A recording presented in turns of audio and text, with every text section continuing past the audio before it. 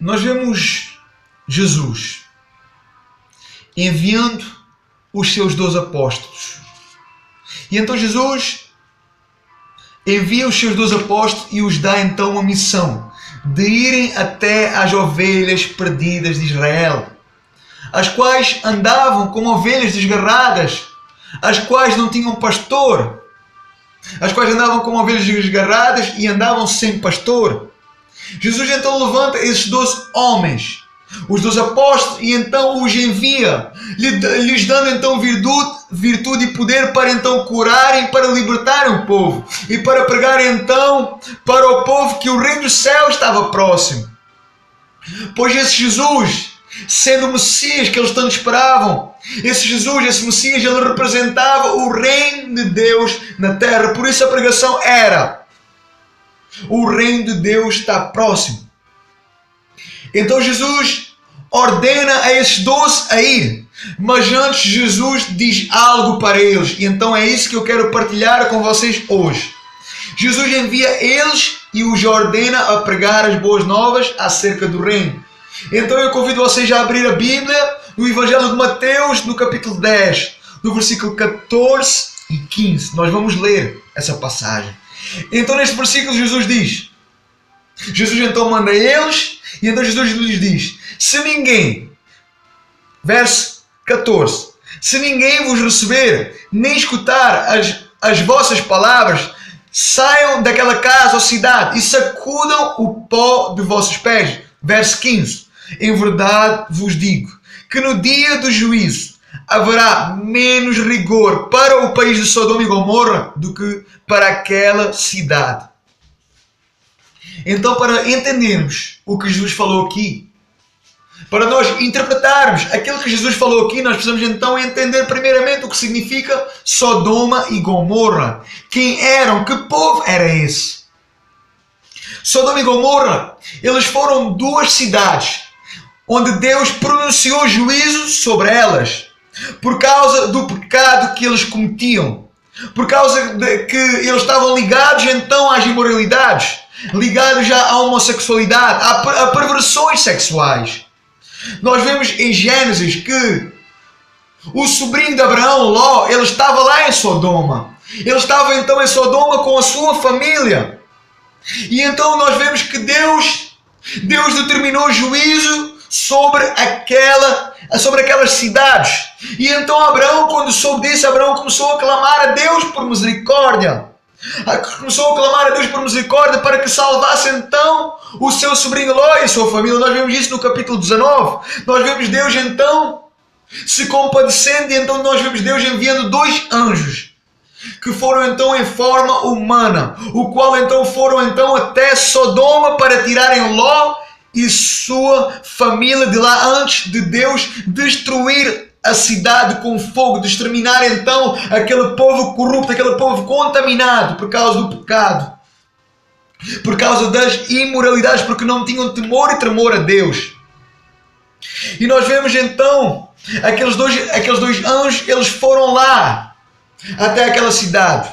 E nós vemos que Ló convidou então esses 2 anjos para passarem noite em sua casa. Ló não sabia as suas verdadeiras origens, as suas verdadeiras identidades.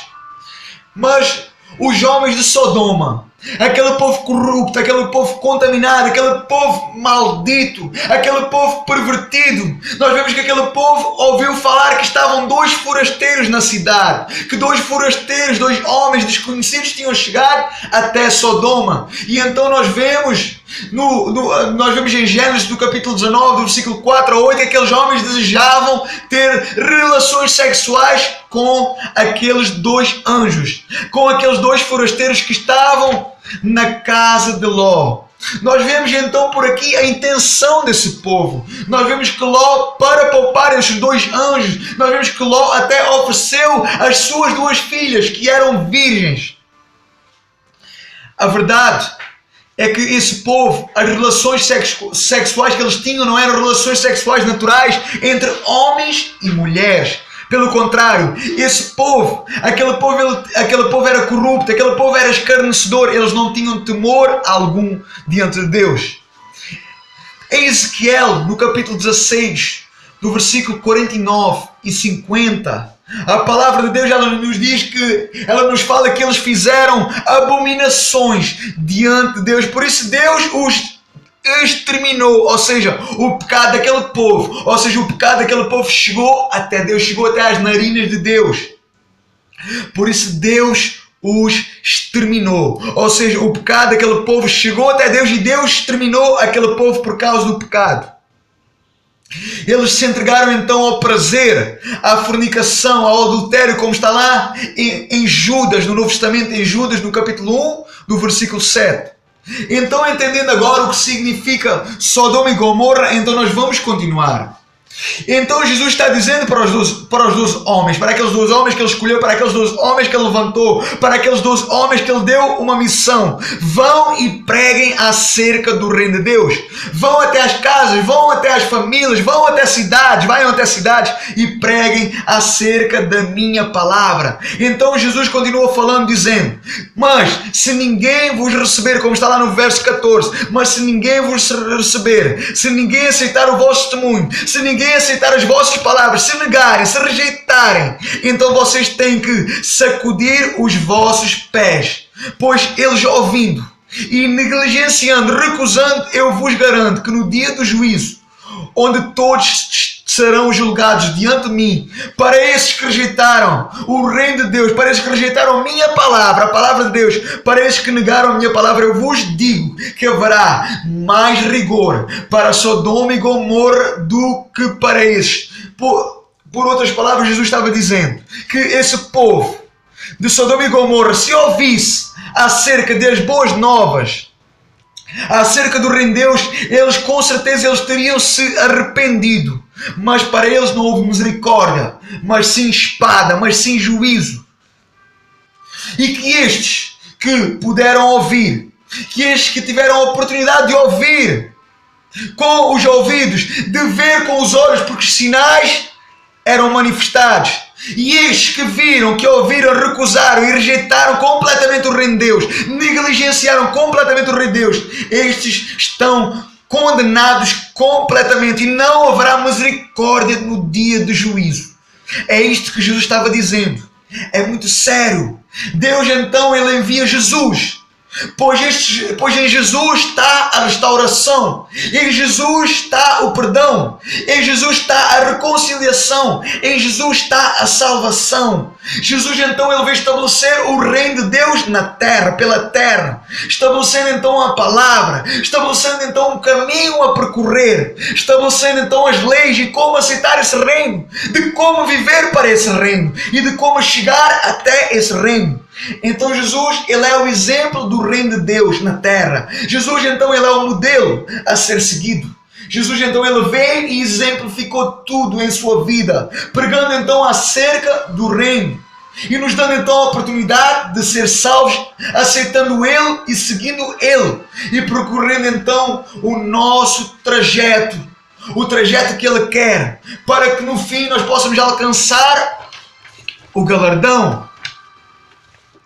Jesus então, ele aqui, nesta passagem, Jesus então ele nos exorta a fazer valer a pena o seu sacrifício. Jesus aqui nesta passagem ele está nos dizendo para nós, para que nós possamos fazer valer a pena cada gota de sangue, para que nós possamos valer a pena o seu sacrifício, para que nós possamos fazer valer a pena cada gota de sangue, cada chicotada, cada cravo. Jesus então ele nos exorta então a falar acerca do seu reino, a testemunhar então acerca do seu sacrifício, a falar então acerca do seu amor. Jesus então ele veio e então ele começou o trabalho. Jesus ele fez tudo aquilo que ele tinha. Jesus ele fez tudo aquilo que ele tinha que fazer. Jesus ele fez tudo aquilo que ele podia fazer. Jesus ele triunfou. Jesus ele triunfou sobre a cruz. Jesus ele triunfou sobre a morte. Jesus então ele morreu e está vivo. Jesus morreu e ressuscitou e Jesus ele está vivo. Jesus então ele veio à terra e ele veio plantar, ele veio edificar uma igreja. Ele foi o primeiro. Jesus ele foi o primeiro, e então Jesus ele foi o primeiro e ele escolheu 12 homens chamados apóstolos, e então desses 12 homens ele deu uma ordem, ele deu uma missão, onde Jesus então, Jesus veio, ele foi o primeiro, ele escolheu os 12, e desses 12 ele deu então uma ordem. E desses 12, a palavra de Deus ela chegou a muitos mais. E desses muitos mais, a palavra de Deus chegou até nós. Glória a Deus por isso, louvado seja o Deus por isso, porque a palavra de Deus, ela chegou a nós. A palavra, ela começou em Jesus, ela foi até os 12, e desses 12 foi até mais, e desses mais chegou até nós. Glória a Deus. A palavra de Deus, ela chegou até nós. A palavra de Deus, ela chegou a ti. A palavra de Deus, ela chegou até nós. Muitos morreram por isso. Muitos morreram, muitos sofreram para a palavra de Deus chegar até aqui. Hoje não é diferente, por isso nós precisamos criar coragem. Olhando para trás, olhando para o início, olhando para o cristianismo, o que foi o cristianismo até aqui, o que é o cristianismo. Nós precisamos olhar para trás, nós precisamos olhar para o cristianismo. Ele chegou até nós com muito suor. O cristianismo, ele chegou até nós com muito suor. O cristianismo chegou até nós com muito sangue, com muito sacrifício, com muita morte, e isso tem que nos dar força, isso tem que despertar em nós uma vontade de falar, uma vontade de testemunhar, uma necessidade de pregar acerca desse reino de Deus, de fazer valer a pena o sacrifício de Jesus e não negar o reino e a graça de Deus, a ninguém. Entender que Jesus ele veio por todos, nós precisamos entender que Jesus Cristo ele veio por todos, e que assim como o Evangelho chegou até nós através de alguém, nós entendendo isso, nós precisamos então também fazer parte. Nós precisamos fazer parte desses que falaram para nós. Alguém falou para nós acerca do Evangelho, alguém falou para nós acerca de Jesus, alguém falou para nós, alguém pregou para nós. Então nós precisamos continuar isso, nós precisamos pregar para os outros, nós precisamos testemunhar para os outros. Há uma necessidade de pregar o Evangelho, e nós temos que dar seguimento à palavra. Nós precisamos trabalhar para expandir o reino de Deus. Esta é a nossa missão pela terra, esta é a nossa obrigação. Isso tem que ser a primeira coisa que nós temos que ter em mente, essa tem que ser a primeira coisa que nós temos em nosso coração. Esse é o propósito de Deus. Foi com esse propósito que a palavra de Deus ela chegou até nós, e ela não pode cessar em nós, ela não pode parar em nós. Pelo contrário, a palavra ela não pode ser relaxada, ela precisa ser lançada também por nós, ela precisa ser semeada também por nós, ela precisa ser pregada, testemunhada também por nós, ela precisa ser mencionada, ela precisa ser professada por nós. Isso tem que ser o centro da nossa vida, essa tem que ser a vontade suprema na nossa vida, essa tem que ser a primeira vontade de nós, esse tem que ser o centro da nossa vontade. Nossa fé tem que ser uma fé viva, uma fé prática, que é posta em prática e que é testemunhada em relação ao que as pessoas elas vão pensar. Elas vão pensar talvez aquilo que nós no passado pensámos. Elas vão pensar talvez aquilo que no passado, quando nós já ouvimos, também pensámos. No passado, muitos de nós já ouvimos a palavra de Deus e nós zombamos, nós criticamos, nós rejeitamos. Mas a verdade é que hoje nós estamos no outro lado. A verdade é que nós antes zombávamos, nós criticávamos, nós rejeitávamos, mas hoje nós estamos de mãos dadas com Deus. Nós hoje fazemos parte do Evangelho. Então, se nós hoje estamos no outro lado, se hoje nós estamos com Cristo, se nós rejeitamos no passado, se nós rejeitamos no momento quando foi pregado para nós, mas nós aceitamos mais para a frente. E então é isso que nós precisamos nos lembrar, Nós somos testemunhas de Jesus. E Jesus ele nos manda ir até aos confins da terra para testemunhar. A nossa missão é apenas falar, nós precisamos apenas falar. Nós temos que fazer a nossa parte. Nós precisamos assumir o nosso papel. Se o povo rejeitar, então nós temos que sacudir os nossos pés, sabendo que nós falamos, sabendo que nós chamamos as pessoas ao arrependimento, sabendo que nós apresentamos Jesus Cristo a essas pessoas, sabendo que nós fizemos o possível por elas, porque quando a pessoa ela não sabe, ela é inocente. Quando a pessoa nunca ouviu falar, ela é inocente, mas depois de saber, depois de ouvir falar, e depois dela não aceitar, depois dela não se reconciliar, depois dela não se arrepender, ela se torna então arguida. Depois dela saber e não fazer nada, ela se torna arguida, ela se torna culpada. Então aí não é entre nós e ela, é entre ela e Deus, é entre essa pessoa e Deus, é entre ela e Deus.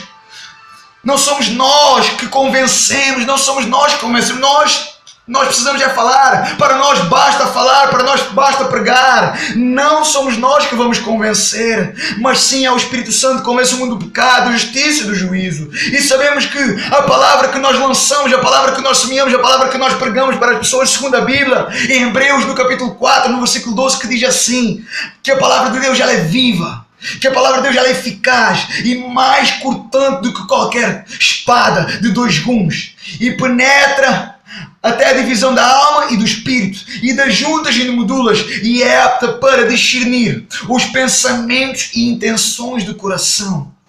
Nosso papel como igreja, como moradores desse reino, pois quando nós não ouvimos falar, quando nós andamos, quando nós não conhecemos, nós somos moradores desta terra. Mas quando nós ouvimos falar e quando nós aceitamos acerca do Evangelho do Reino de Deus, então nós estamos a declarar que nós não pertencemos mais a este mundo. Nós estamos a declarar que nós não pertencemos mais a esta terra, mas sim nós somos então moradores do céu. Nós somos moradores do Reino de Deus. Então, se nós somos moradores do Reino de Deus, se nós somos obreiros do Reino de Deus, se nós somos obreiros da palavra de Deus, se nós somos obreiros, se nós somos moradores do Reino de Deus, nós temos que pregar acerca da nossa morada, nós temos que pregar acerca do nosso habitar, nós precisamos pregar acerca desse reino, da nossa casa, da glória de Deus. Então nosso papel é falar acerca desse reino, é chamar as pessoas para esse reino, é convidar as pessoas para esse reino, é testemunhar para elas acerca do reino. Nós falamos a palavra, nós pregamos a palavra ela penetra o coração, a palavra ela penetra o coração. O Espírito Santo trabalha em nosso favor, convencendo, que o Espírito Santo ela possa falar a cada coração, que o Espírito Santo ela possa falar a cada coração, nos despertando e nos exortando a viver pela fé e a pregar uma fé viva, pois só assim nós venceremos este mundo e chegaremos então ao reino pela fé. Que haja esse sentimento, que haja a necessidade de ir, de se dispor, de se envolver, de fazer. Esta é uma missão, não somente para os 12, mas para nós, para toda a igreja, para todo cristão. É para todos nós. É para todos nós. Que nós não venhamos a negligenciar, que nós não venhamos a rejeitar, mas que nós venhamos a fazer, que nós venhamos a nos dispor, a nos envolver e pôr das mãos do arado. Que o Espírito Santo ela possa convencer cada coração. Que o Espírito Santo ela possa convencer os nossos corações. Em nome de Jesus. Amém. Deus abençoe cada vida poderosamente. Em nome de Jesus.